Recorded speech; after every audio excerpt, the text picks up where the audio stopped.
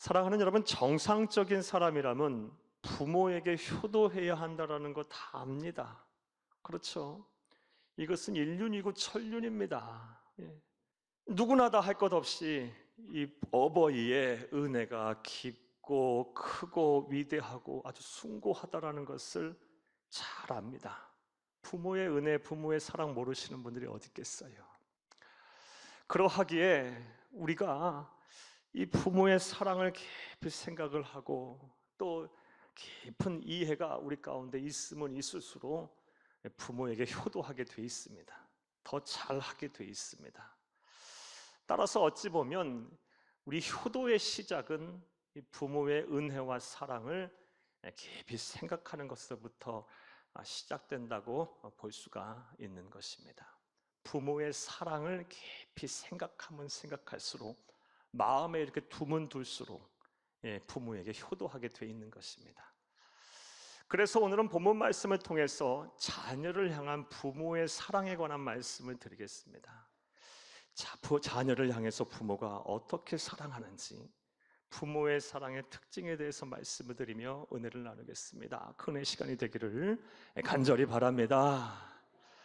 이 앞서서 먼저 본문의 내용과 배경 설명을 여러분에게 좀 해드리겠습니다. 오늘 우리가 함께 읽은 이 본문 말씀은 다윗 왕이 그의 아들 압살롬이 죽었다라는 소식을 듣고 크게 오열을 하며 대성통곡하는 내용에 대한 이야기입니다.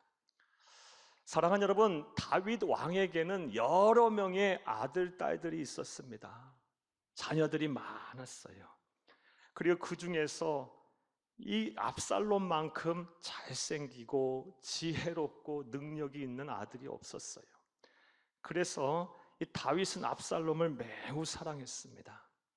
압살롬이라는 이 다윗의 아들은 이스라엘 백성들에게도 꽤 칭송을 받았고 칭찬을 받았던, 인정을 받았던 그런 왕자였습니다.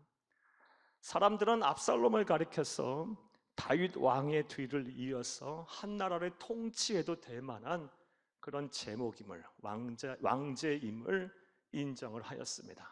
그리고 성경 말씀을 보아도 이 압살롬에 대해서 평가가 상당히 후함을 알 수가 있습니다. 사무엘하 14장 25절을 함께 읽겠습니다. 온 이스라엘 가운데서 압살롬같이 아름다움으로 크게 칭찬받는 자가 없었으니 그는 발바닥부터 정수리까지 흠이 없었더라. 아멘. 사랑하는 여러분, 얼마나 완벽한 아들이고 왕자였으면 발바닥부터 정수리까지 흠이 없었더라 라고 성경은 기록을 하겠습니까?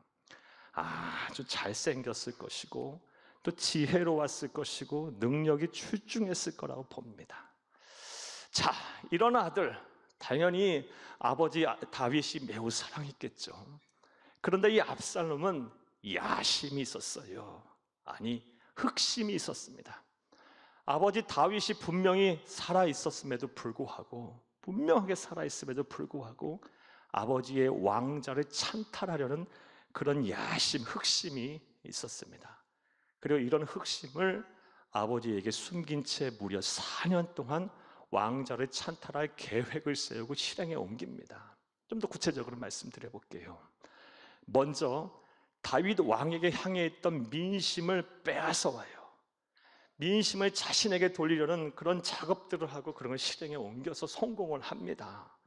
사무엘하 15장 말씀을 보게 되면 이 압살롬이 일찍 아침부터 성문에 나갔어요. 그리고 송사를 하기 위해서 다윗에게 재판을 받으러 오는 사람들에게 일일이 만나서 다윗 왕이 송사를 위해서 세운 사람이 없다라고 거짓말을 하고요. 자기가 재판을 해요, 왕 대신에. 그리고 아주 후하게 대접을 하면서 다윗 왕에게 가야 할 민심을 도둑질해요. 자신이 그 인기를 독차지해요. 4년 동안 그 일을 빠짐없이 했어요. 사람들이 당연히 이 압살롬을 칭송하고 사랑했겠죠. 또한 이 4년 동안 무엇을 준비했냐? 왕위를 찬탈하기 위해서 사병을 조직했어요. 군대를 양성했어요.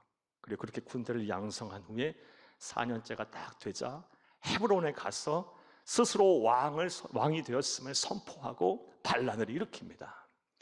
그리고 예루살렘 성을 향해서 다윗 왕 아버지를 죽이려고 추격을 벌여요. 이런 일을 다윗 왕이 겪자 다윗은 크게 놀랐어요. 아마도 조금도 이 압살롬을 의심하지 않았던 모양이에요. 이걸 어떻게 알 수 있느냐? 반란을 일으키고 스스로 왕이 되었다는, 이 아들이 왕이 되었다는 소리를 듣자 얼마나 놀랐던지 예루살렘 성을 탈출할 때 신발도 신지 못할 정도로 황급하게 탈출을 해요. 준비가 안 돼 있었어요. 전혀 몰랐던 거예요.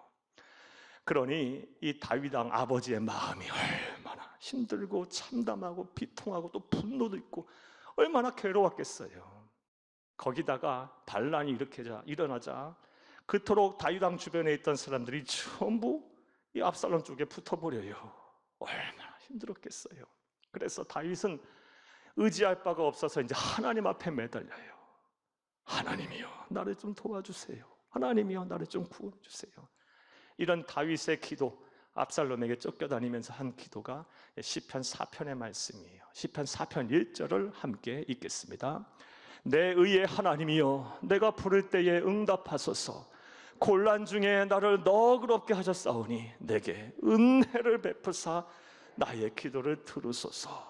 아주 힘들어서 그냥 간절한 마음으로 부르짖은 기도예요. 하나님이여, 내게 좀 내가 부를 때에 좀 응답해 주세요. 나를 좀 너그럽게 좀 여겨주시고 내게 좀 은혜를 베풀어 주세요. 나의 기도를 들어주셔야 돼요. 내가 어디로 가겠나이까? 어디서 소망을 얻겠나이까? 내 마음이 지금 괴로워서 죽겠나이다. 이런 심정으로 지금 찬양하고 시를 쓴 거예요. 기도한 거예요. 사랑하는 여러분, 이렇게 하나님 앞에 매달리자 하나님은 다윗의 기도를 들으셨어요.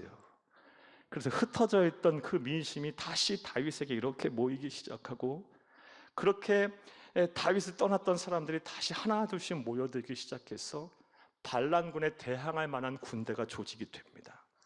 무엇보다 이 압살롬 진영에 내부 분열이 일어나게 돼요. 그렇게 이제 다윗이 어느 정도 반란군에 맞서 싸울 진영이 갖추어지자 오늘 본문 말씀이 속한 사무엘하 18장 말씀에 보게 되면 이제 다윗 진영과 이 압살롬 진영이 이 왕자를 걸고 최후의 결전을 벌이게 돼요. 장소는 에브라임 수풀입니다. 그곳에서 이제 어느 한쪽이 죽어야 끝나는 제로섬 게임을 하고 있어요. 승자가 모든 것을 독식하는 그런 전쟁을 지금 치러요. 사랑하는 여러분, 그런데 그런 상황 속에서 다윗은 어떻게 행동하나요? 이 다윗 진영의 총사령관인 요압 장군과 그리고 장수들 그리고 온 회중이 듣도록 내 아들 압살롬을 좀 너그러이 대해주시고 그리고 그의 생명을 좀 보존해달라고 간청을 해요. 이게 아버지의 마음이죠. 사랑하는 여러분, 그리고 이제 전쟁이 벌어져요. 양쪽 칸에 이제 치열한 전투가 벌어져요. 자, 누가 승리했을까요? 잘 알다시피 다윗이 압승을 하게 됩니다. 사무엘하 18장 7절 말씀에 보게 되면 그 순간에 에브라임 수풀에서 압살롬 진영의 전사자만 2만 명이 나와요. 완전히 패배를 해요. 그리고 압살롬도 아주 비참한 최후를 맞게 됩니다. 노새를 타고요, 이 탈출하고 후퇴를 하는 과정에서 그가 평소에 그렇게 자랑했던 치렁치렁한 머리가 상수리 나무 가지에 걸려요. 그 사람이 나뭇가지에 대롱대롱 매달린 거예요. 그 모습을 보고 요압 장군이 가지고 있던 창을 들어서 가슴으로 찔러요. 그리고 떨어지자 요압 장군의 무기를 들고 있던 10명의 군사가 에워싸고 압살롬을 죽여버립니다. 이후 이제 요압 장군이 승전의 소식을 다윗에게 알려야겠죠. 그래서 2명의 사람을 전령으로 선택을 합니다. 먼저는 에티오피아, 오늘날 에티오피아인 구스 사람을 하나 전령으로 선택을 하고, 또 한 사람은 스스로 자원을 했어요. 제사장 사독의 아들 아히마스를 선택을 해서 전령으로 보냅니다. 그리고 그때 다윗은 뭘 하고 있었냐? 성 안에서 두 성문 사이에 앉아 있었어요. 왜? 걱정이 되는 거예요. 전황도 걱정이 되지만 무엇보다 아들 압살롬의 안전이 걱정이 됐던 거예요. 두 전령이 와서 이제 보고를 합니다. 먼저 아히마스가 와서 보고를 해요. 하나님께서 왕을 지키셨나이다. 우리가 승전했다는 얘기죠. 그리고 나서 이제 또 보고를 해요. 이제는 구스 사람이 와서 보고를 합니다. 압살롬이 죽었다는 얘기를 합니다. 다윗은 승전했다는 소식에 그렇게 기뻐하지 않았어요. 왜요? 아들이 죽었다는 소식에 너무 마음이 아파서 왕의 체면도 불구하고 성문 위까지 올라가서 사람들 보는 앞에서 대성통곡을 합니다. 오늘 보면 33절을 함께 읽겠습니다. 왕의 마음이 심히 아파 문 위층으로 올라가서 우니라. 그가 올라갈 때에 말하기를 내 아들 압살롬아, 내 아들 압살롬아, 차라리 내가 너를 대신하여 죽었다면 압살롬 내 아들아 하였더라. 아멘. 사랑하는 여러분, 다윗은 자신의 아들 압살롬이 물론 반란을 일으켰지만 아들이 죽었다는 소식에 막 대성통곡하고 오열을 하고 있어요. 그리고 우리는 이러한 다윗의 모습을 통해서 자녀를 향한 부모의 사랑, 부모의 마음이 어떠한지를 알 수가 있습니다. 자, 그렇다면 이제부터 생각을 해보겠습니다. 자녀를 향한 부모의 사랑은 어떠할까요? 부모의 사랑의 특징은 무엇일까요? 이제부터 따라 하시겠습니다. 첫째로, 부모는 사랑할 가치조차 없는 자녀를 버리지 못하고 사랑합니다. 이게 부모의 사랑이고 마음이에요. 사랑할 가치조차 없는 자녀를 못 버려요. 그리고 마음에 두고 사랑해요. 어떻게 부모가 자녀를 버립니까? 사랑할 가치조차 없이 그렇게 악한 일을 행한 자녀를 할지라도 부모는 자녀를 못 버리고 사랑해요. 사랑하는 여러분, 우리가 냉정하게 판단한다면 압살롬은 사랑할 또 가치조차도 없는 다윗에게 있어서는 그런 아들이에요. 왜냐하면 이 압살롬이 아버지 다윗에게 행한 말과 행동이 아주 사악해요. 질이 나빠요. 비열합니다. 사랑할 가치조차도 없는 그런 아들이에요. 자세히 좀 말씀드려 볼게요. 먼저 이 압살롬은요, 이 자신의 목적을 온전히 이루기 위해서, 이 왕좌를 찬탈하기 위해서 아버지의 면전에서 거짓말을 밥 먹듯이 해요. 아주 질이 나빠요. 사악해요. 행동이 아주 비열해요. 예를 한번 들어볼까요? 사랑하는 여러분, 사무엘하 15장 7절에서 8절 말씀해 보면 이렇게 이 압살롬이 거짓말을 해요. 아버지 다윗에게 가서 내가 지금 예루살렘 성에 있는데 헤브론에 가게 해주세요. 가려는 목적을 물어봤겠죠. 내가 하나님 앞에 서원한 것이 있는데 이 서원한 것을 갚고 앞으로 신앙생활 잘하기 위해서 간다라고 속여요. 다윗은 신앙인인데요, 자식이 신앙생활 잘한다는 말을 듣고 기뻐하지 않을 부모가 어디 있어요? 허락을 해줘요. 그런데 헤브론에 가는 속셈은 따로 있었어요. 말씀드렸다시피 반란을 일으키러 간 거예요. 딴짓하러 간 거예요. 왕자를 찬탈하러 간 거예요. 거짓말을 한 거예요. 사랑하는 여러분, 또한 이 압살롬은요, 자신의 목적을 이루기 위해서 수단과 방법을 가리지 않은 사람이에요. 아주 폭력을 행사하고요, 아주 비열한 짓을 했어요. 역시 예를 한번 들어볼까요? 사무엘하 16장 22절 말씀에 보면 압살롬이 다윗이 떠난 예루살렘의 성에 들어와서 제일 먼저 한 일이 무엇인지 아십니까? 다윗의 후궁들을 데려다가 옥상 위에 데려가서 사람들 다 보는 앞에서 윤간합니다.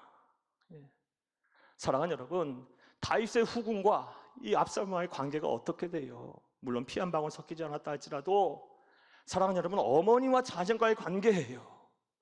부모예요. 부모. 패륜을 저지른 거예요. 목적을 위해서 수단과 방법을 가지고 폭력을 행사한 거예요. 그 이유가 뭐예요? 아버지를 공개적으로 모욕한 거예요.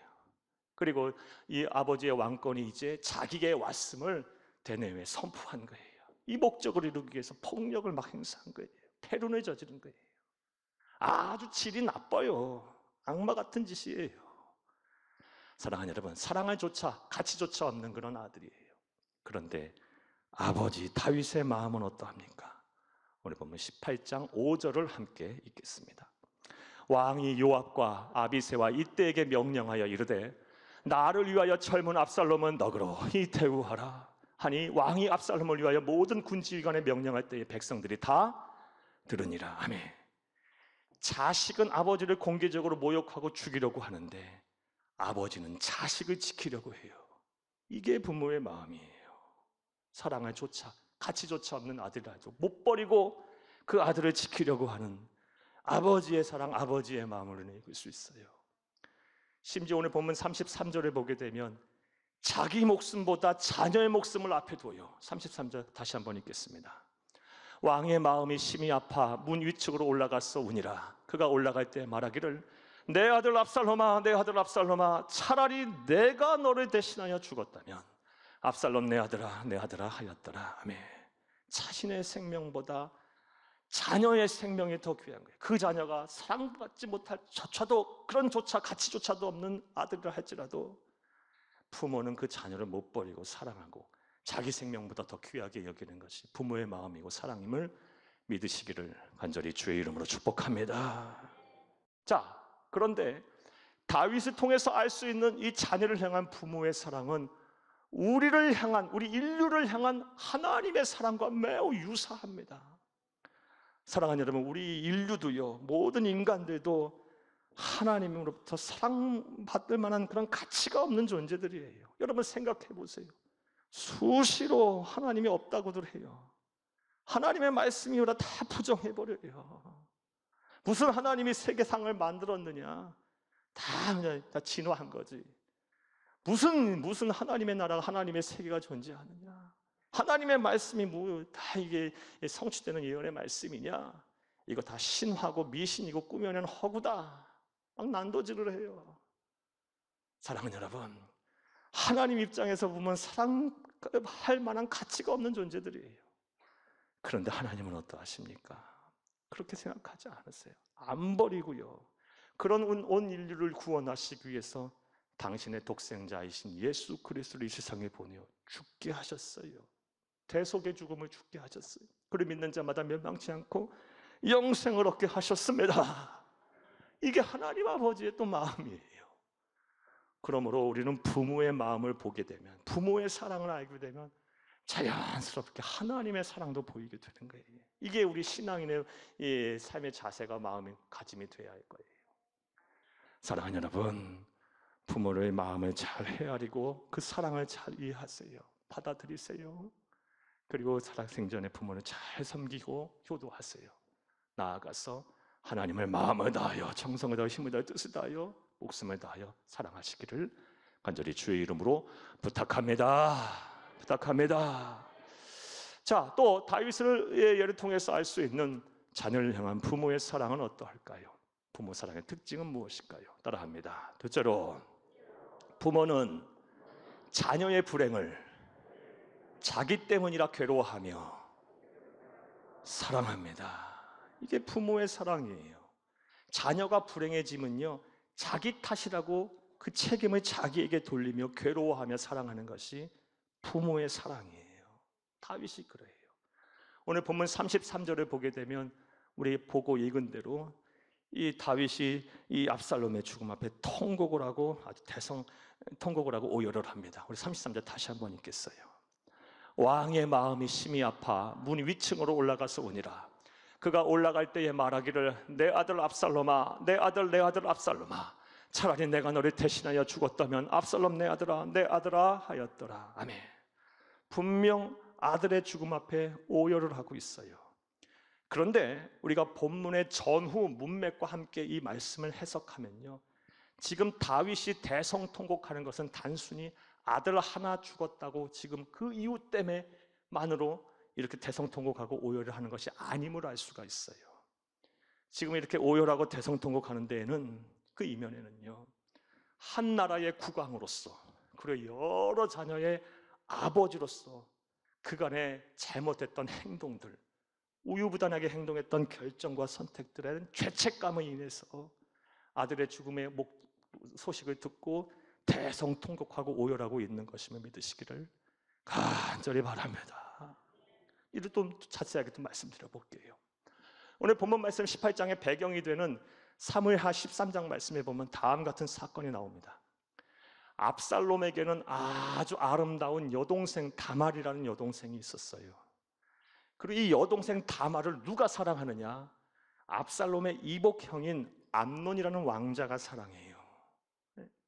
그런데 이 암논의 사랑이 잘못됐어요. 육체적인 사랑이었어요. 다말을 아주 흠모한 나머지 강제로 강간을 해버려요.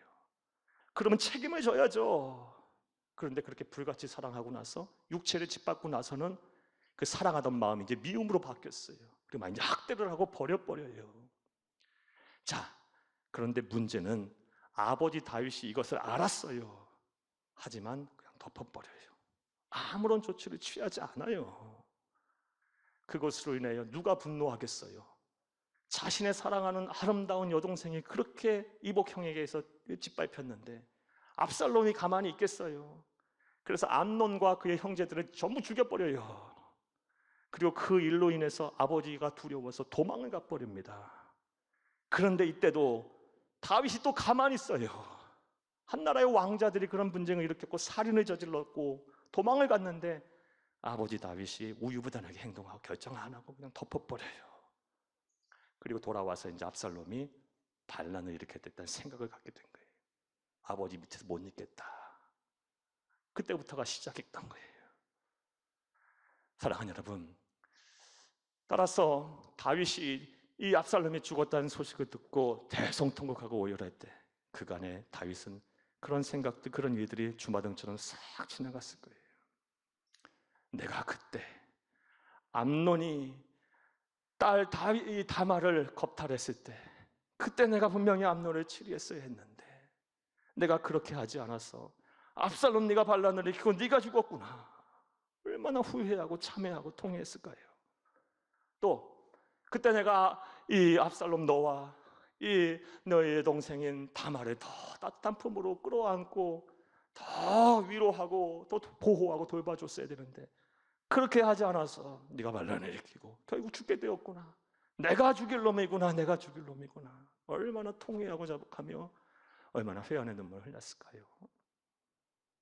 또 압살롬이 암논을 죽이고 왕자들을 죽이고 도망갔을 때 그때 내가 너를 정확하게 훈계하고 치리하고 했으면 네가 삐뚤어지지 아니하고 다시 재기하고 다시 반듯한 왕자로서 그렇게 사람들이 존경하고 사랑하던 왕자로서 흠이 없던 왕자로서 거듭났을 텐데 내가 그때 아무 일도 행하지 아니하고 너를 내버려둬서 네가 반란을 일으키고 결국 죽게 되었구나. 내가 죽일 놈이다. 내가 죽일 놈이다. 얼마나 그랬을까요? 무엇보다 다윗은 일찍이 우리아의 아내 바세바를 범했어요. 그리고 우리아를 죽게 만들었어요. 그 일로 인해서 하나님께서는 다윗에게 말씀하셨어요. 너의 집안에 칼이 끓이지 않을 것이다. 그 칼이 너에게 힘이 있구나. 다윗이 얼마나 후회가 됐을까요? 내가 하나님 앞에 받아야 될 벌을 네가 받았구나. 나 때문에 네가 죽게 되었구나. 얼마나 후회하고 얼마나 참회하고 통회했을까요? 사랑하는 여러분, 이처럼 부모는 자녀의 불행을 자기 탓으로 돌리며 괴로워하며 사랑합니다. 이게 부모의 마음이에요. 또 이러한 자녀를 향한 부모의 사랑과 하나님의 사랑이 매우 유사합니다. 사랑하는 여러분, 하나님도 온 인류의 악을 보면서 모든 책임을 인류에게 전가시키지 않았어요. 오히려 그 책임과 그 탓을 누구에게 돌리셨어요? 당신 자신에게 돌리셨어요. 그래서 대신 죽으신 거예요. 십자가에서 대신 죽으셨어요. 그리고 우리로 하여금 구원의 길, 영생의 길, 살 길을 예비하신 거예요. 하나님의 사랑과 부모의 사랑은 매우 유사해요. 자, 이제 권면의 말씀을 드릴게요. 사랑하는 여러분, 부모의 사랑, 부모의 마음을 가슴 깊이 잘 새기세요.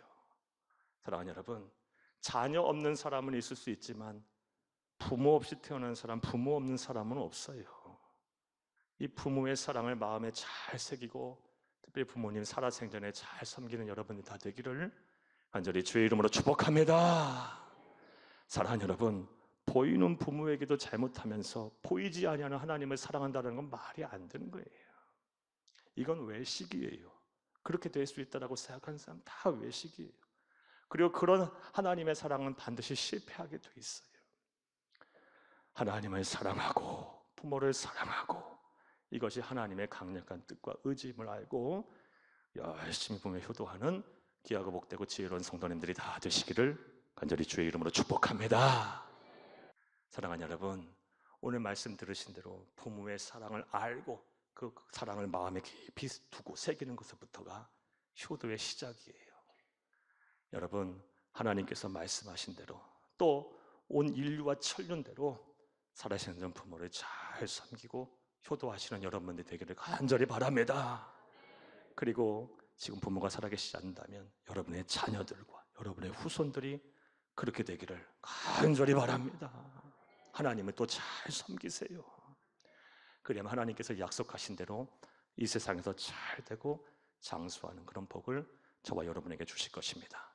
이런 복이 저와 여러분의 복이 되기를 간절히 주의 이름으로 축복합니다.